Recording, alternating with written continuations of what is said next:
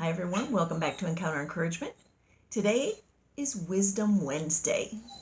That is our theme for today, and I'm going to talk to you about 5 things that I learned from my parents. As you know, I grew up on a farm with a big family, and we learned a lot of lessons there, but 5 of the things that came to mind tonight were things that I feel that have spanned the test of time. And we'll start with number 1. Mom always said, you don't have to follow the directions on the side of a package.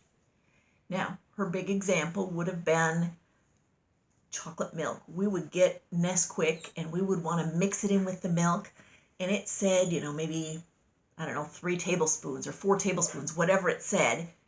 Mom would always tell us, you only use half of what it says, and it's going to be plenty sweet enough and plenty chocolatey enough. Same thing with chocolate milk.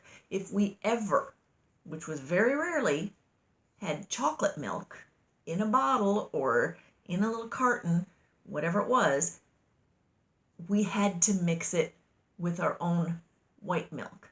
Now, growing up on the farm, we had our own milk, but every once in a while we would get a treat and we would get to buy chocolate milk. Had to be mixed, half and half, because the chocolate was too chocolatey, and this was going to be a way for Mom to stretch the budget a little bit. It was a treat to have that chocolate milk, so gotta stretch it.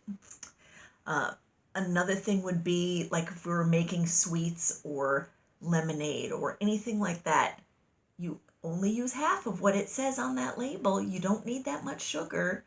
And so we were able to stretch some things beyond, and I still do that with certain things.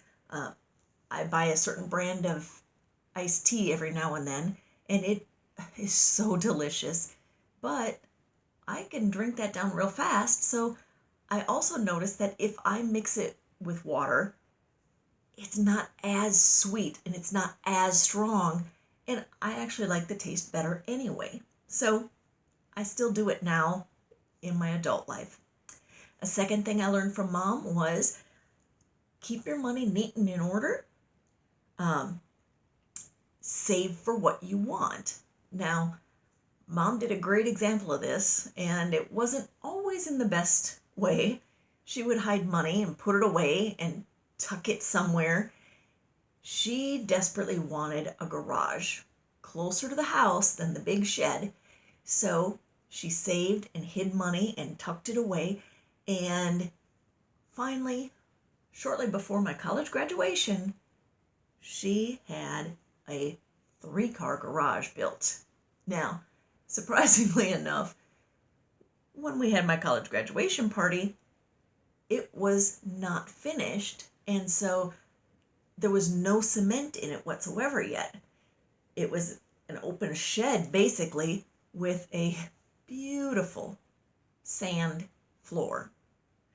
All my little nieces and nephews, who were young at the time, had a huge, gigantic sandbox to play in, and I still treasure the pictures of them playing in the sandbox all together, and then several of them being in the tub all together later to clean off because they were dirty.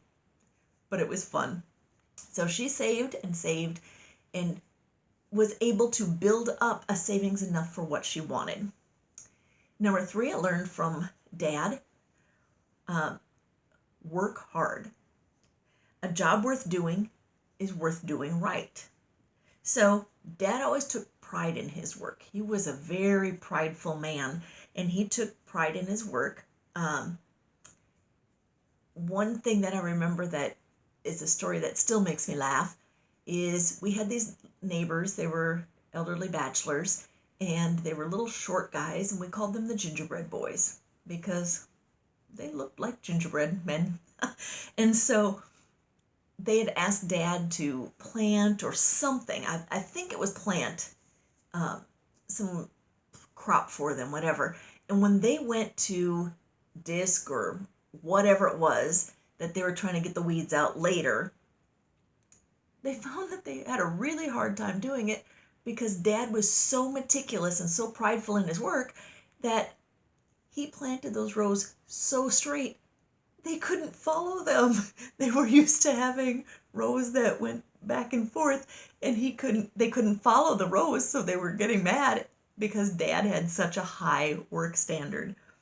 Now, I think it's hilarious, but I also learned, do the job right the first time and you won't have to do it over. So that's one thing. Another thing that I learned from Dad is have fun when it's time to have fun. Now, he would play cards, and there was a particular card game called 500 that he loved to play, and occasionally we'd have his friends over, a couple different couples that Mom and Dad used to play with, and they would just have a blast playing cards.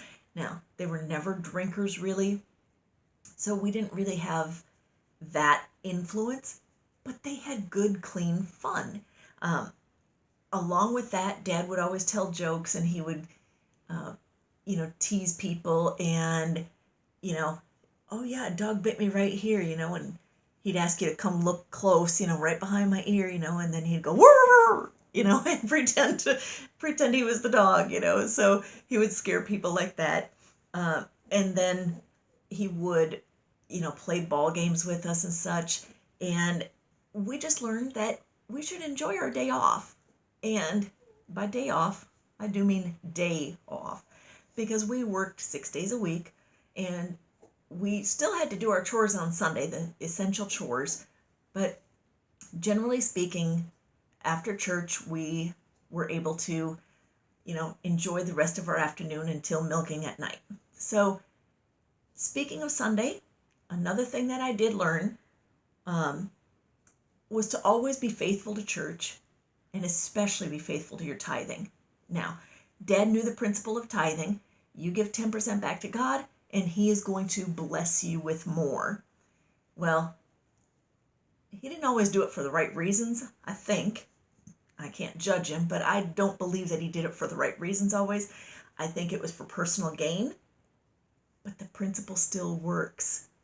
Give your 10%, and you will be blessed. There is no doubt about it. You will never go without the necessities. Now, you might go without some of your wants, but you will never go without the necessities if you give to God first. And so that's something that I learned from Dad, and I still practice now. I've messed up in the past, and I spent time not going to church due to work and other excuses. We all have excuses, don't we? But now I am tithing above my 10%, and I know that even though sometimes it feels like I'm going to be short, I never fail to pay the bills. Never fail to pay the bills and get the needs and the necessities. And again, I might have to cut back on some of the wants, but never the necessities. So, these are some of the things, pieces of wisdom that I learned from my parents over the years. And Mom has been gone almost 11 years already. Seems like yesterday. Dad's been gone over 28 years. But their wisdom continues to flow throughout the ages. And I'm curious, what kind of wisdom did you learn from your parents or from other mentors in your life? Feel free to leave some comments below. I'd love to hear from you. Looking forward to hearing what kind of things that you learned. Maybe I'll incorporate some of them into my life. Maybe you can incorporate some of these into your life.